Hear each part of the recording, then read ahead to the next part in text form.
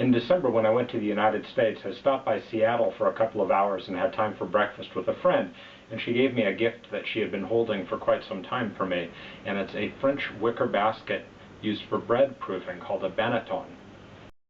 So I've used them a couple of times, and it seems that the trick is to make sure they are well floured, otherwise your dough is not going to leave the Banneton easily when it's time to go into the oven.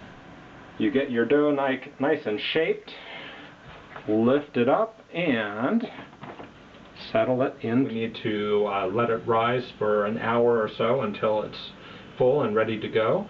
And the benefit of the Banneton is that it's supposed to wick away the moisture from the surface of the dough, which will allow it to have a nicer crust. We'll see how that turns out. Okay, it's been about an hour and a half, and the bread has risen very nicely. Thing is, now we need to turn it upside down.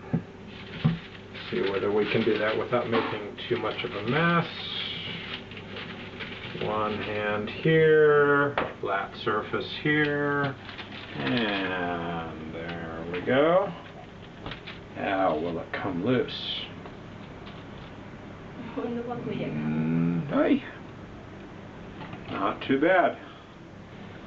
Okay, before putting it in, cut, slice, cut, cut. Okay, and let's put this into the oven. Hot, hot, hot, hot, hot. Get her in there. Woo! And then spray to get a little bit of added humidity. Other side also.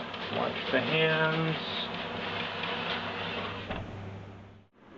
So the loaf of bread is fresh out of the oven, and it smells absolutely fantastic.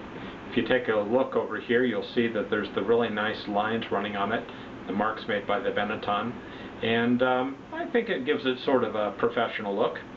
Never mind the fact that the loaf is misshapen and, you know, kind of lopsided and stuff. I just like to think that it gives it kind of a homemade flair, an artisanal quality, if you will. In either case, we're going to enjoy some freshly made bread this evening. I wish you could be here to share it.